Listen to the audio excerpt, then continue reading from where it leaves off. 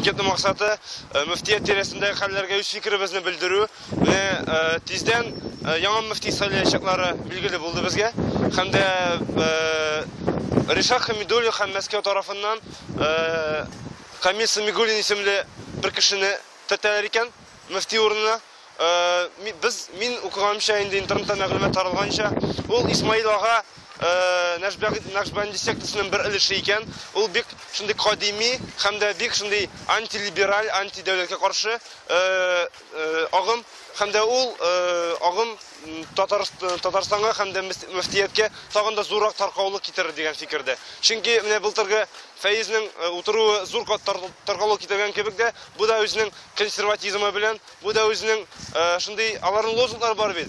Нет власти не от Бога. Шуңа күрә алар бу Россия иленә карата үзенең тугрылыгын эшләп, аның эшен эшләячәкләр дигән фикердә. Без моңа әлбәттә каршы, чөнки безнеңчә Татарстанда мөселманнар арасында фитнә чыгару кирәк түгел. Илдус Фәйез дә Самигуллин Илдус Фәйез чыгарды инде.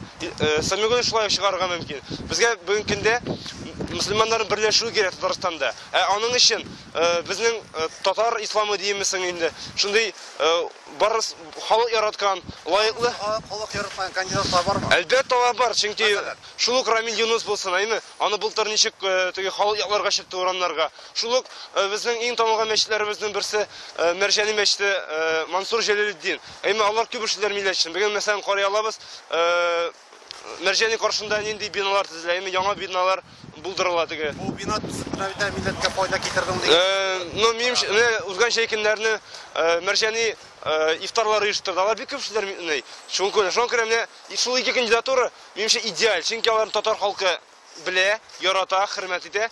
Һәм дә татар халкы яраткан, хөрмәт иткән менә бу Сөләйман мәчете Имам Хатибы да бар бит әле. Әйе, безнең милләтебез дөресен әйткәндә шундый яхшы имамнарга бай ул. Чөнки үзебездә үскән, үзебездә формалашкан һәм дә татар телендә вәгазьләр алып барга теләгән имамнарыбыз бар. Һәм шулар арасында мин Рамил Юнус белән Мансур Җәләлетдинне чыгарыр идем. Ягъни сезгә ирешкән мәгълүматлар буенча бары тик шушы ике кандидат кына мөфти вазифасына. Юк, ансыга түгел, ләсме, просто дөресен әйткәндә шул ике кандидатура киң танылган бөтен республикабызда. Безгә бик Казанны гына берләштерү кирәк түгел. Безгә бөтен мөселманнарны берләштерү кирәк Татарстанда. Әмма шул ике кандидатуралар чыннан халык тарафыннан белә. Әмма безгә тәкъдим ителгән һәм дә Мәскәү тарафыннан куелырга теләгән Камил Самигуллин, белгәнебезчә, ул вәгазьләрен урысча алып бара, әйме? Алып барган шартлары бар. Ул шундый ультраконсерватив. Ул прогресстан баш тарта торган сектада. Нигә әле бу кандидат әле билгеләнмәгән һәм сез аның эшен ярып карый алмыйсыз, каян чыгып әйтәсез? Ну, миңа килеп җиткән мәгълүматлар буенча шул ук Россия һәм татар милләтенә каршы институт шул кандидатураны бик каты тертә икән дигән мәгълүмат килеп йөрүште миңа. Мөфти үзе әле вазифасыннан китмәс тә каян белә? Мин уйлыйм китәчәк, чөнки ул инде үзенең дәрәҗәсен төшерде.